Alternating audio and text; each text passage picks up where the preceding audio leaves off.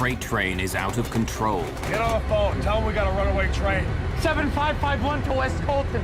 Its brakes can't hold it as it rockets down a mountain. Mayday, Mayday! We're doing 90 miles an hour. 9-0. Now thousands of tons of steel and freight are heading straight for a small town.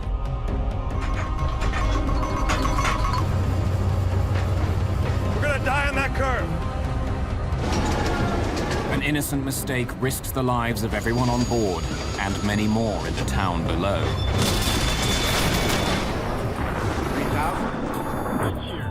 We're not getting any oxygen. We have the terrain alarm. Aero Crew 603. We are in an emergency.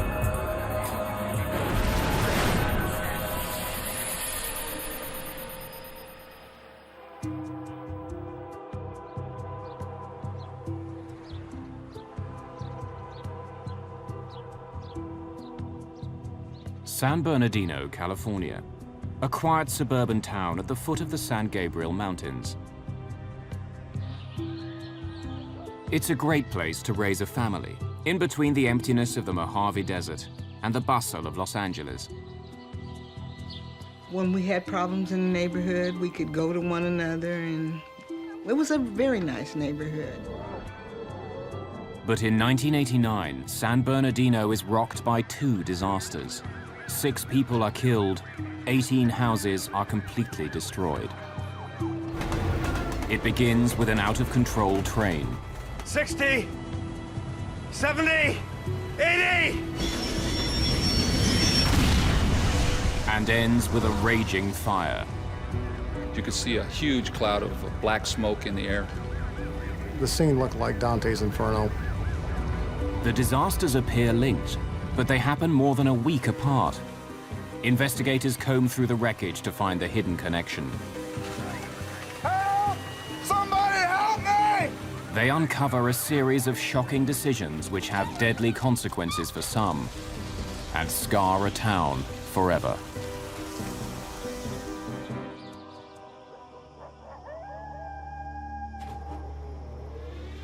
Early morning, May the 12th, 1989.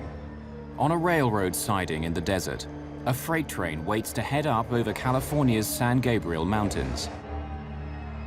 Frank Holland is the chief engineer for Southern Pacific Freight Train number 7551 East. Well, my job as an engineer is to get on the train, operate the locomotives, obey the rules, speeds, slow down at restrictions, and get the train from point A to point B. His work on this trip actually began the night before at the Mojave Rail Yard. Some of Southern Pacific's freight trains are put together here, picking up crews and engines to take them across the country. Holland is here to collect the paperwork he'll need for the journey. Hey, Frank. Holland was promoted to chief engineer 3 years before. Okay, clearance form, train orders, train list, and tonnage profile. His paperwork tells him he's hauling 69 freight cars, each one weighing 54,431 kilos. Holland also learns that the cars are all filled with the same thing, trona. It's a non-toxic chemical used in fertilizer. So you start making your calculations on what kind of horsepower you're going to have to take that train down that hill. And that will tell you at what speed you can go. Thanks. Have a good one. Altogether, Holland's paperwork tells him he's hauling more than 3.5 million kilos of cargo, more than 10 jumbo jets. The cargo's final destination is South America. Today, Holland's only taking it as far as the West Colton terminal near Los Angeles. To do that, he'll have to haul the cargo up the San Gabriel Mountains and through the Cajon Pass. Then he'll carefully slow his huge train as it winds down the mountain. Hey guys, we're going down to West Colton. We got 69 cars filled with trona. Everett Crown is the conductor of 7551. He'll sit up in the front engine to assist Holland. Alan Reese is the brakeman this morning. He'll ride 2 engines back. I'll be back in 3. Between them, the 3 men have almost 50 years of experience working the trains with Southern Pacific.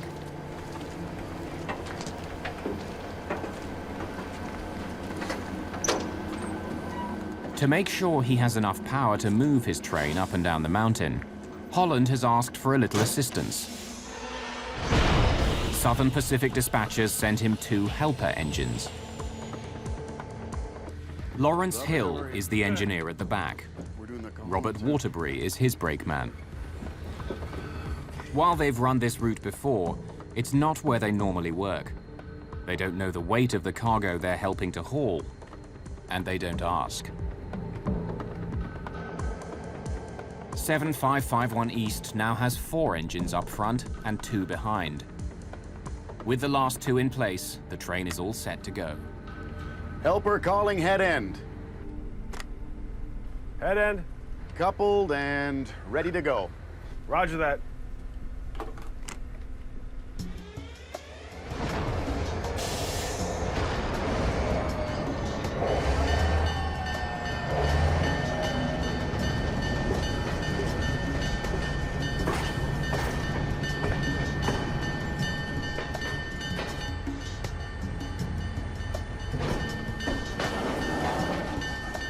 "7551 East slowly gathers steam. In just an hour and a half, it'll reach the top of the mountains, the 1,300-meter-high Cajon Pass.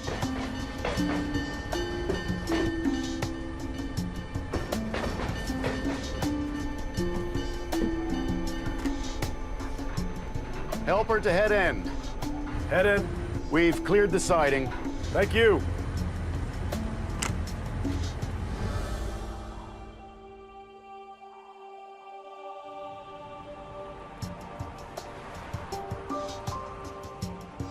On the other side of the mountains, the town of San Bernardino is slowly coming to life.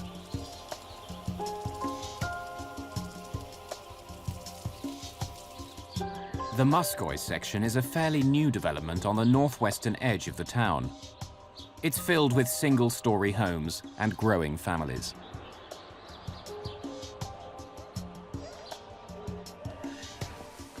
Christopher Shaw is waking up at 2326 Duffy Street. It's his mother's house, but after a fight with his girlfriend, he'd spent the night.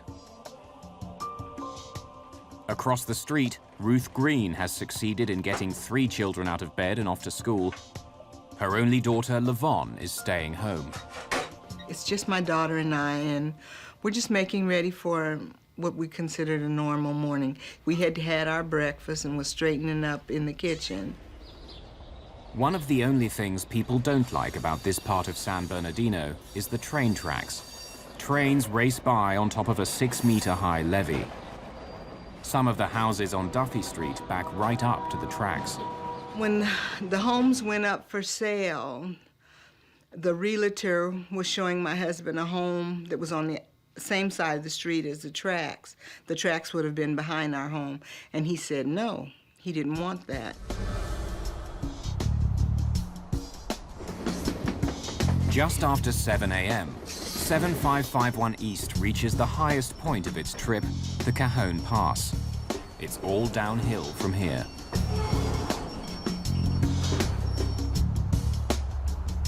The pass is a vital rail link between Los Angeles and the rest of the world. It's one of only 3 ways to get through the mountains. Dozens of trains rumble through here every day. Traditionally, in railroading, mountain railroaders are respected as the big guys, the tough guys, because they have the most demanding job. Cajon Pass is one of the toughest mountain passes for railroaders to deal with in the entire United States. So many trains go over it, and it is extremely demanding that everyone has to be on their toes 100% all the time. No chance. No? No. Engineer Frank Holland and conductor Everett Crown have the train right on time. There hasn't been any communication between the men at the front and the 2 men at the back of the train since the trip began. There's been no need. Everything's running smoothly. Now comes the most critical part of the journey, slowing the massive train as it starts down the mountain. What we do when we run a train from the Mojave area to Colton is basically we drive it off a cliff. At that point, the track tips over and goes downhill at a very steep grade, 2.2%. And for trains, 2.2 feet down in every 100 feet is like falling off a cliff. As 7551 East begins heading downhill, the crews still believe it's a normal run. What they don't know is that their train is already out of control, and they have no way to slow it down.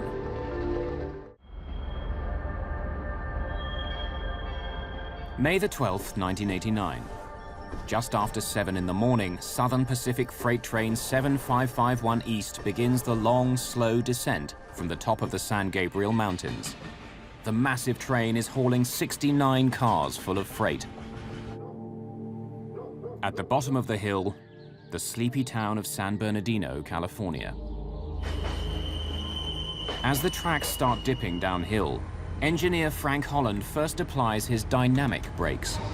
They slow each of the 6 engines, reducing the speed of the entire train. He's only allowed to go 48 kilometers an hour through the pass. He checks in with Lawrence Hill, the engineer in the helper engine at the back of the train, to make sure he can maintain his speed. Call in the helper. This is the helper. You got all your dynamics? Yeah, I'm in full. Roger that.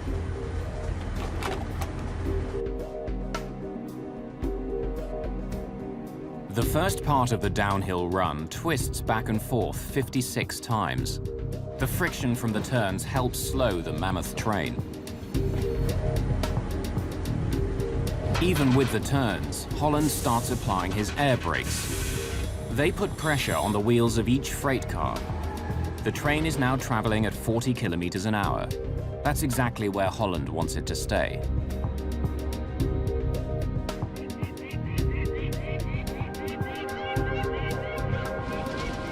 Once through the curves, though, Holland's brakeman, Everett Crown, notices that the train is picking up speed. Frank, we're at 30. Should be at 25.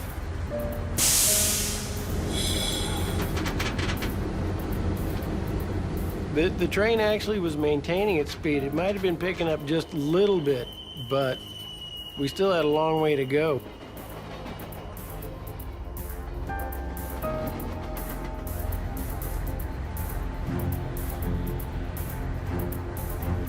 It's creeping. Confused, Holland continues to increase the pressure on the air brakes. But the train just keeps going faster. By the time it reached 40 miles an hour, I was very concerned. The train was speeding.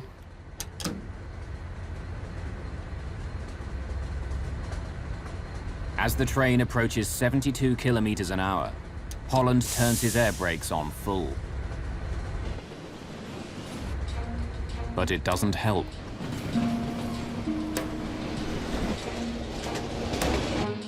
At the bottom of the hill, the track bends around the town of San Bernardino. Frank Holland knows he's not supposed to go more than 64 kilometers an hour around the corner.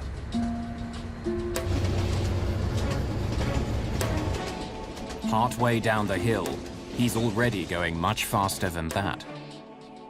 Ruth Green's husband has left for work. Her 3 youngest children are off to school. Across the street, Chris Shaw is just about to take a shower. Engineer Frank Holland knows there are several houses that are right in the way if his train comes off the track. I've been over that territory many times, and yeah, I knew that there was a curve coming down there that we weren't going to make.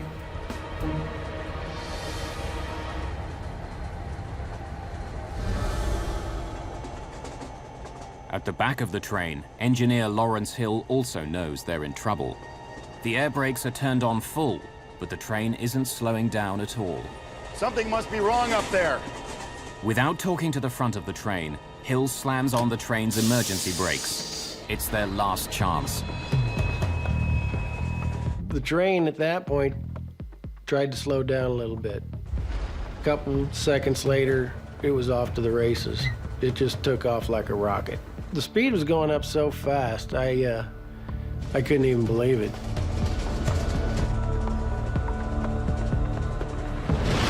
The emergency brakes haven't worked.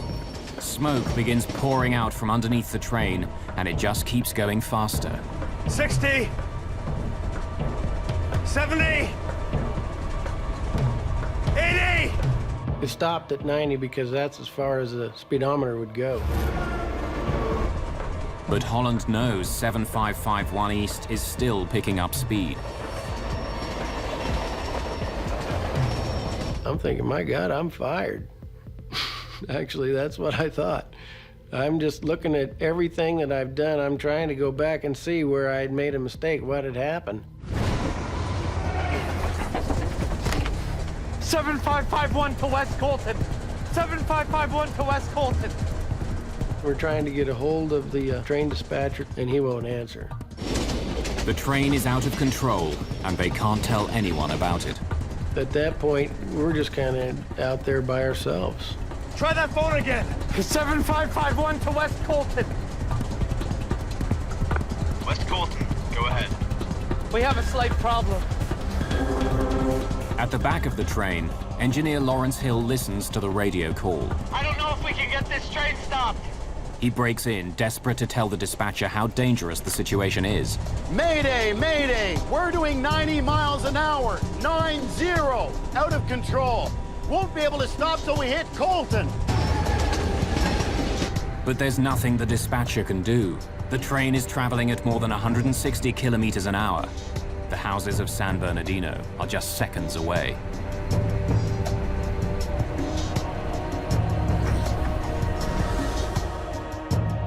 Down in the town, a strange rumbling breaks the morning calm.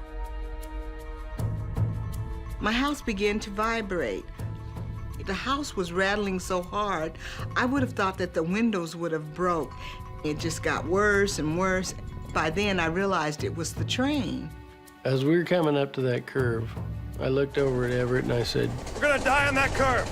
He wild-eyed, like he was just couldn't believe and just scared to death, and I'm sure I looked the same way. All I knew is that I just put my feet up there and I said, hang on, here we go. And never expected to survive.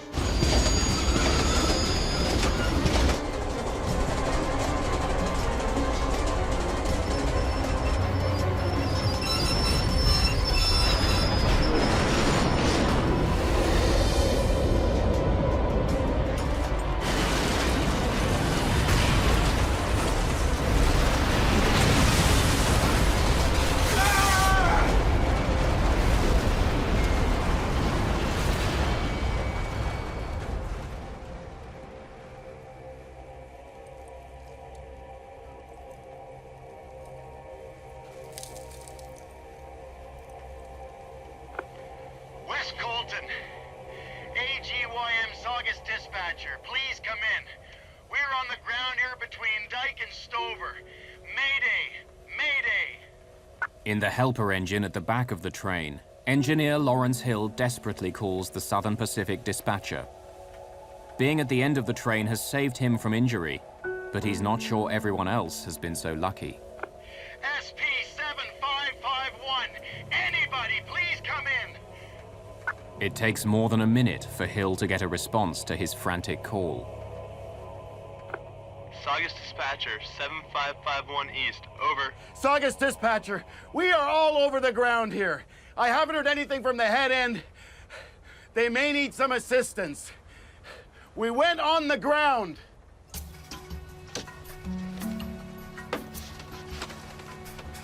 Incredibly, engineer Frank Holland survives the wreck. The man in charge of the train crawls away from his ruined engine, the first of the cars to derail. Everett! Where's Everett? We gotta get him. He's still inside. Let's get you down first. He's helped out of the train by eyewitnesses to the disaster. When they pulled me off of the locomotive and set me down, it was just, I just couldn't believe it. The cars were just mangled, the locomotives were destroyed. It was just, you know, unbelievable devastation. I looked back at that and I went, oh my God, what did I do?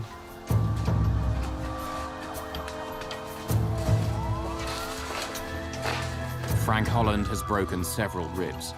One of his lungs is punctured. The man who was riding with him, Everett Crown, is soon found dead. As is Alan Reese, the brakeman who was riding in the third engine.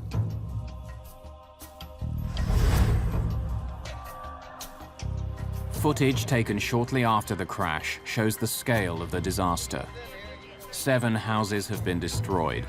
The train itself is a write-off. As the dust cleared, then you could see some of the cars had, you know, toppled over. You could see that it looked like, you know, some houses were gone. You could see just a twisted, jumbled mass of metal. These cars are turned over. You're really trying to grapple with, what is this? What's happened?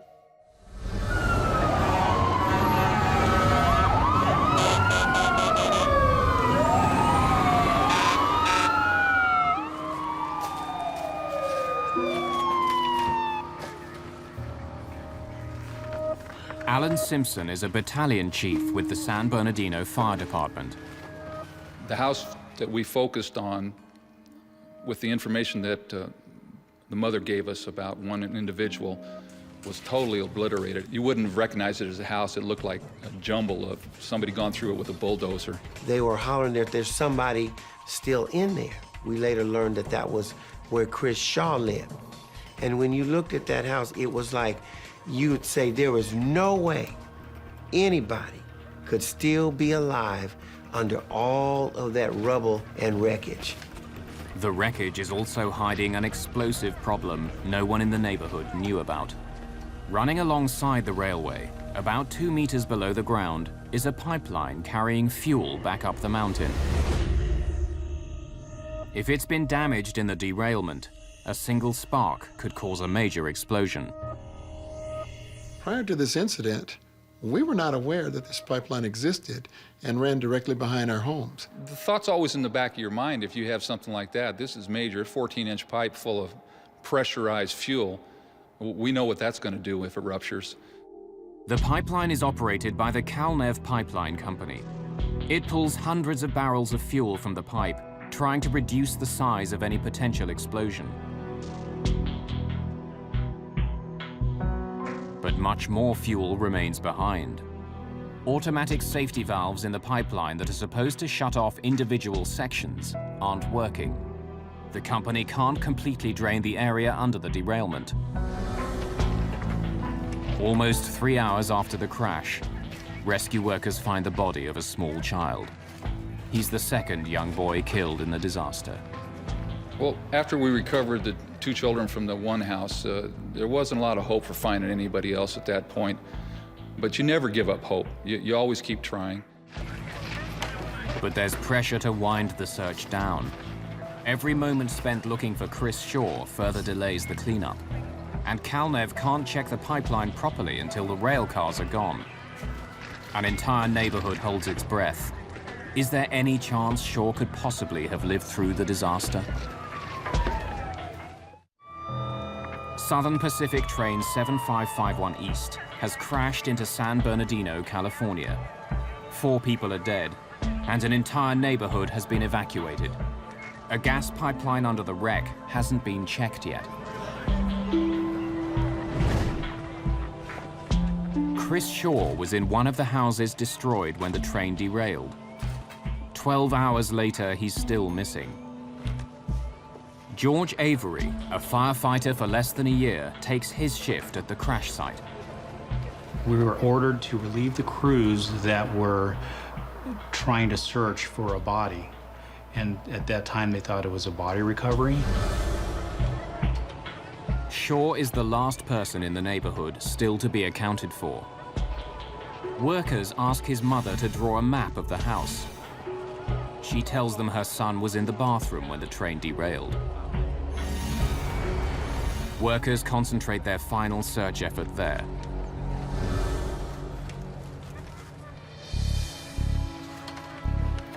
There's pieces of the house itself sticking out of this big potash mound. So you have studs and rafters and roof covering. So they gave me a specific area, so I started removing the product. And as I did so for, it seemed like an eternity, but it was probably an hour, hour and a half, this void occurred and started to reveal itself in front of me. As Avery reaches into the opening, he feels something snag his jacket. So then I immediately pulled it out, thinking it was caught on a nail or whatever. As I pulled it out and looked inside, I saw this hand waving in front. I found him! I found him! Help! Somebody help me!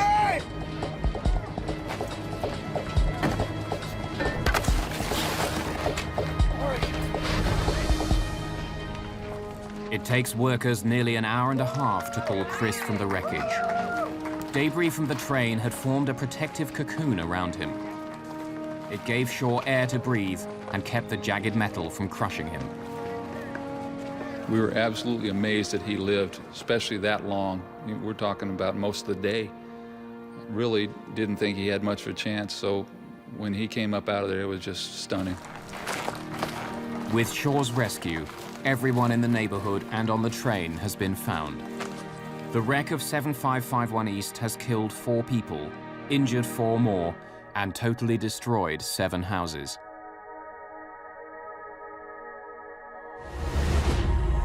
Even with Shaw's rescue, San Bernardino's troubles aren't over yet. If the Kalnev pipeline has been damaged, it could explode at any time, destroying more homes and taking more lives.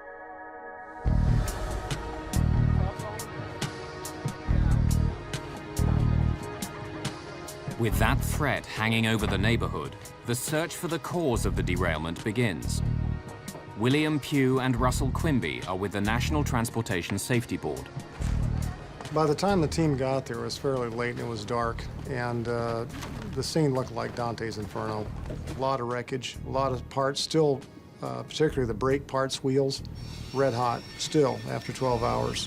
Wheels had gotten so hot they'd literally expanded off the axles. The friction between the wheels, the brakes, and the tracks was so intense that the wheels themselves began to liquefy, turning to molten steel as the train sped down the hill. Investigators know the train's brakes couldn't slow it down, but why?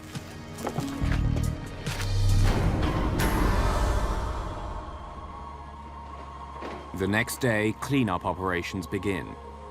Southern Pacific needs to clear its ruined train from the area. It's the only way investigators can work and Kalnev can check its pipeline. Southern Pacific has all of the cars moved 2 days later, but the ground is still covered with 7551 East's cargo, hundreds of tons of trona.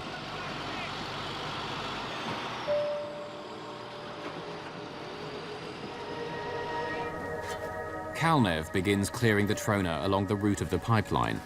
It's the quickest way to inspect the line, and it keeps the heavy equipment away. They made 5 or 6 excavations down to the pipeline to visually look at the pipeline. They felt comfortable that nothing had penetrated to the depth of the pipeline. The fuel is under incredible pressure. Any damage could lead to a massive leak and possible explosion. But Kalnev finds nothing. The depth of the pipe has shielded it from the storm above. The pipeline is a vital source of gas for Las Vegas, almost 320 kilometers away. It supplies both civilian and military customers in the desert. There's pressure to get the gas moving again. There were a number of people in the community that thought it should not be open, and supposedly people in Las Vegas had said that they had cars that were worth more than our homes on Duffy Street, and so fire up the pipeline. Just 4 days after the derailment, the pipeline is restarted. Kalnev watches for any drop in pressure. It would mean fuel was escaping, that there was a leak somewhere in the system. but it holds.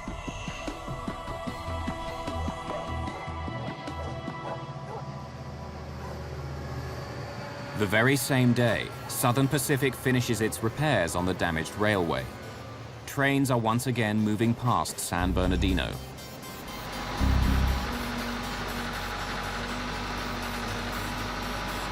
The cleanup isn't quite finished, though. More of the ash-like cargo of train 7551 East is littered across the area. Heavy machinery comes in to dig it up and haul it away. The huge machines could easily damage the pipeline, so it's carefully marked with stakes. I told my husband one evening that I smelled gas, but we had been reassured that they had inspected this line and that there were no leaks. I was at the accident site until it was finally cleaned up and there was a fence put around the area and secured. And it looked like everything was fine.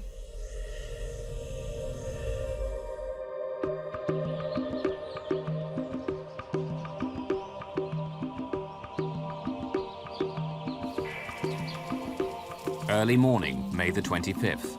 It's been almost 2 weeks since 7551 East derailed, slamming into San Bernardino. But the cleanup was fast. For more than a week, the trains and the fuel in a pipeline below have been running smoothly.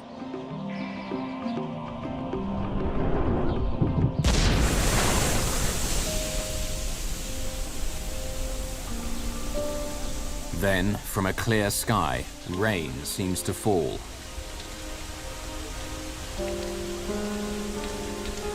Large sections of the neighborhood are soaked by this peculiar shower.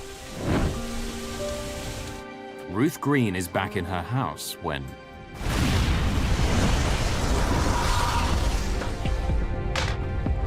for the second time in a month, she's confronted with a horrifying sight. To the left of me, as far as I could see up, down, or side to side, was nothing but a big wall of fire. I got to the front door, neighbors were screaming, "Get out, get out." I ran for my life.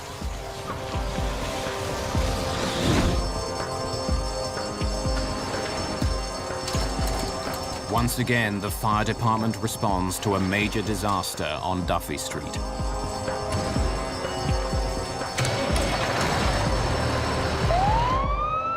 As we're getting the call and getting on the rig and opening the door, there was no doubt in my mind what that was. You could see a huge column of smoke and flame, and I knew immediately it had to be the pipeline.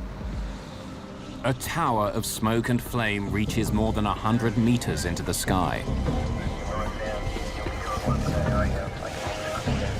Initially, when we got in there, we were so close that the plastic lenses on the front of the engine melted. Several of the turn signals, part of the red lights, melted. There is an intense noise coming from this pipeline where it ruptured. It sounded like a jet engine. Deafening is how I would describe it. And we dealt with that all day long. Local firefighters aren't the only ones called back to the scene. I got a call to report to the chairman's office. I went down to the chairman's office, notified that the pipeline blew up, and that I should get my team together again. The area looked more or less like a war zone, where a lot of damage, a lot of fire damage had been done. Houses in the area were incinerated. Once again, Calnev, which runs the pipeline, can't shut its emergency valves. Almost 2 million liters of fuel burn for more than 7 hours. By the time the flames are out, 2 people are dead. 3 more are injured. Another 11 houses have been destroyed. The residents of San Bernardino are in shock. They talked about the fact that one of the people that died, that all they really could find was their shoes that were left in one spot. And that, you know, the mental picture of that, it troubles you quite a bit. After the fire, it was over for me. I couldn't see myself living in the house anymore. It really scared me just that bad. What people here will soon learn is that all of the damage, pain, and suffering is the result of a simple, horrifying mistake.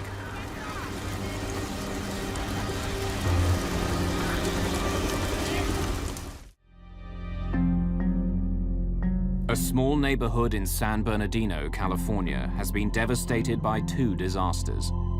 In just 13 days, a train derailment and a gas explosion have ripped through the area, killing 6 people.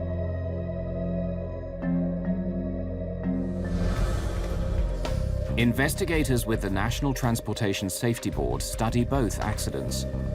With the train crash, they focus on black boxes, which were recovered from 3 of the engines.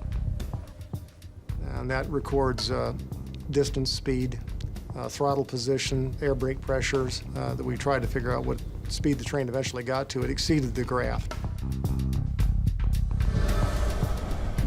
The black boxes reveal that 7551 East had probably reached the incredible speed of 177 kilometers per hour before derailing.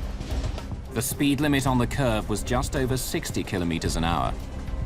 Although the train's brakes had been applied, it continued accelerating.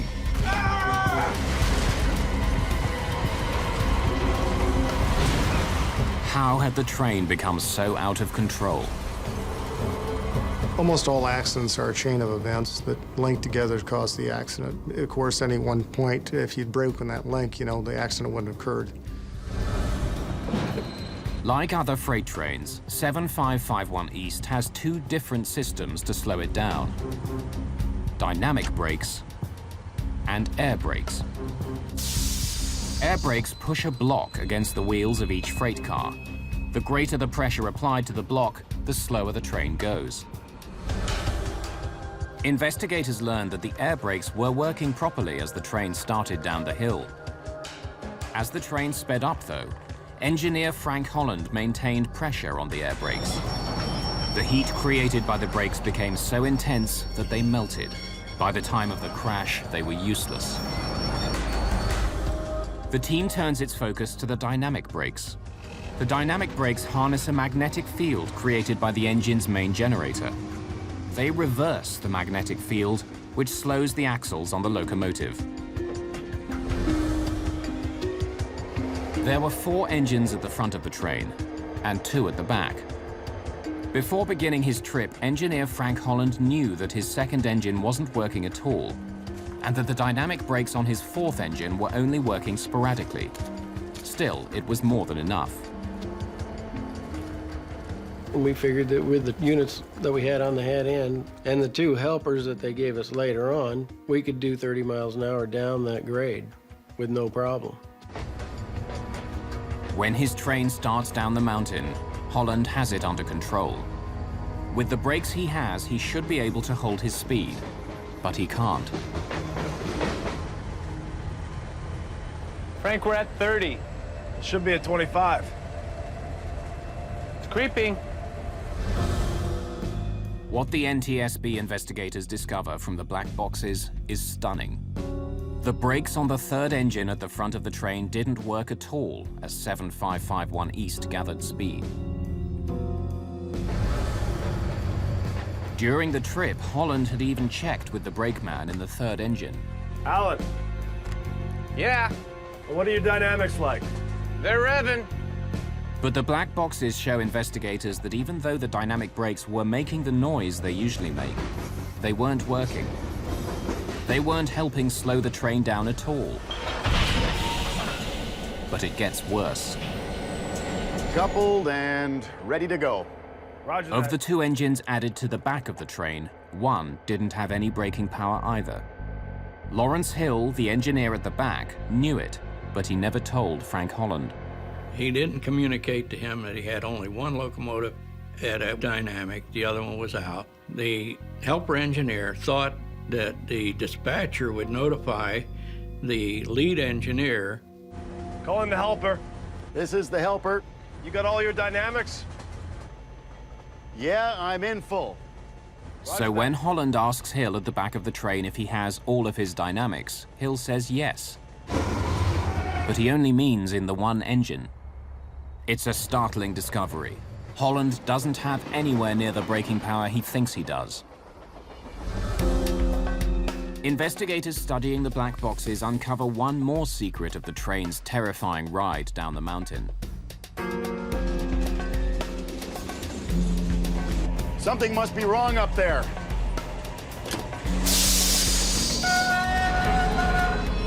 When Lawrence Hill pulled the emergency brakes, he actually cancelled out the dynamic brakes. It's a safety feature to keep the wheels from locking and the train from sliding down the tracks. In this case, with the air brakes melting, the dynamic brakes were the only thing holding the train back. Putting the emergency brakes on actually sped the train up. When the emergency brakes are applied, what happens is you lose your dynamic braking and you've got a runaway train now. But Pugh is still puzzled. According to all the paperwork, 7551 East was hauling 3.5 million kilos of cargo. At that weight, even with his crippled engines, Holland should have been able to hold his speed going down the mountain. To find out why he couldn't, investigators turned their attention to the days before the accident.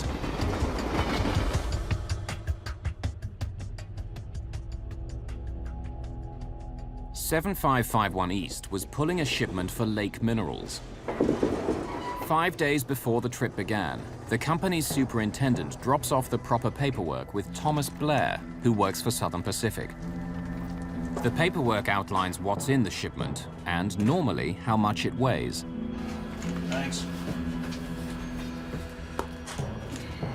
In this case, though, the weight was not filled in. Lake Minerals believed each of the cars was filled to its maximum, 90,000 kilos. Hey! Hey! Since that's what the company expected, Lake Minerals didn't think there was any reason to put the number down. But Blair knows that to fill out the proper computer forms, he'll need to have a weight, or the train won't be able to leave the train yard. Blair has been working with Southern Pacific for 17 years. He's seen thousands of freight cars leave his yard. He makes an educated guess that the material in each car on the train weighs 54,000 kilos. But Blair's guess is a tragic miscalculation. Every single freight car on 7551 East is actually carrying 36,000 kilos more material than he estimated. Across 69 cars, it means that the train is actually more than 6 jumbo jets, 2.5 million kilos heavier than anyone thinks it is. Nobody caught the fact that the weights were way under.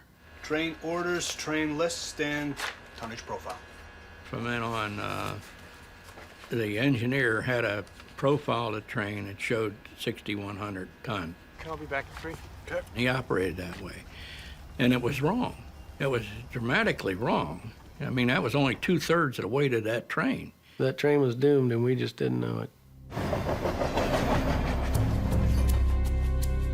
Frank Holland was in trouble before his trip began.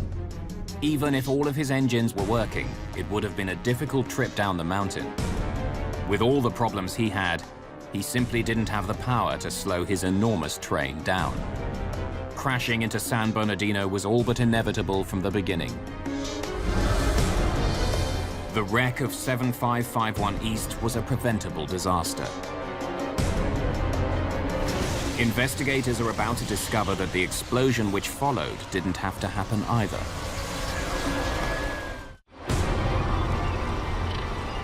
In May of 1989, twin disasters shatter the town of San Bernardino, California. A train derailment and a gas line explosion kill 6 people and destroy more than a dozen houses. Investigators comb through the ashes to learn how the two events are linked.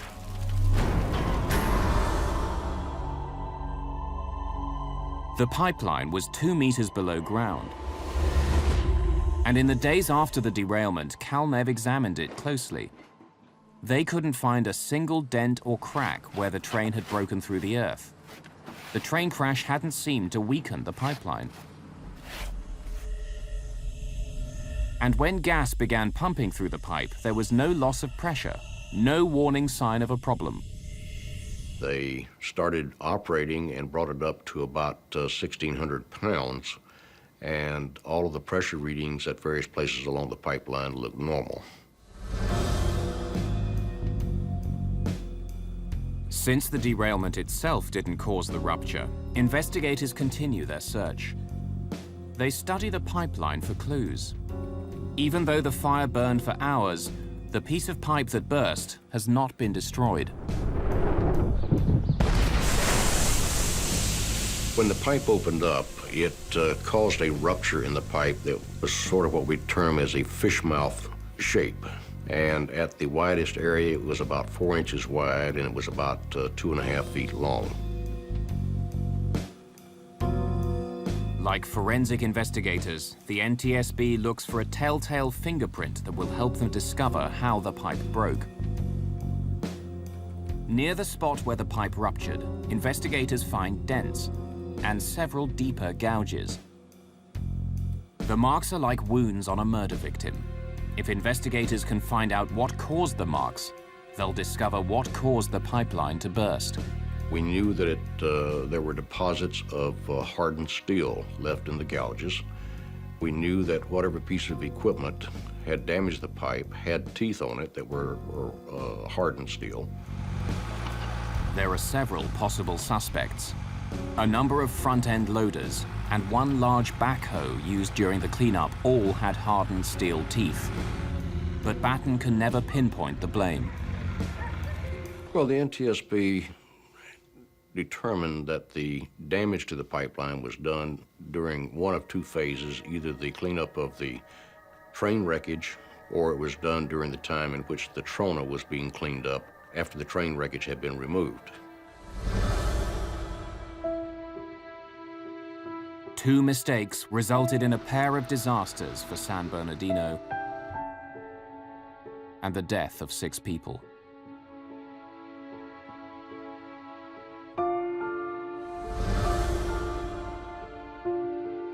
In its final report on the disasters, the NTSB doesn't blame Frank Holland, saying his belief that he had enough braking power to stop the train was perfectly reasonable.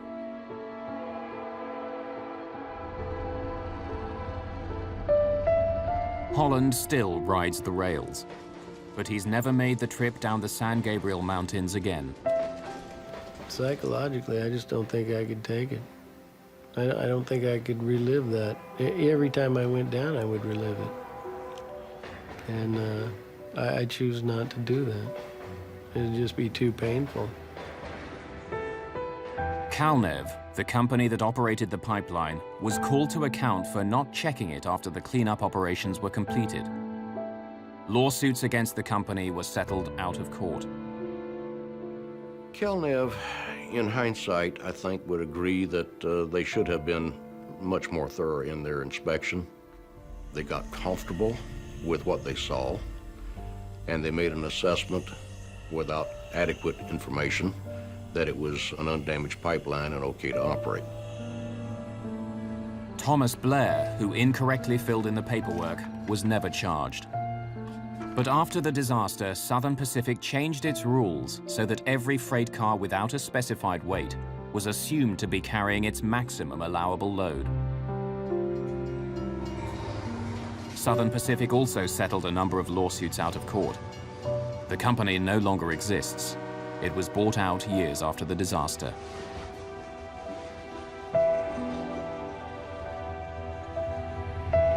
Trains continue to run past San Bernardino, but many of the families involved in the disaster moved away. Trains were still coming down out of Cajon Pass. And so a person couldn't help but go in their mind go to where, what if that this thing could happen again?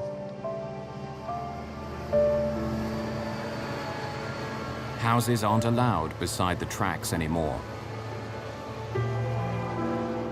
All that's left is an ugly scar of land. There's no monument here to mourn those who died, or to mark the day when disaster came to Duffy Street.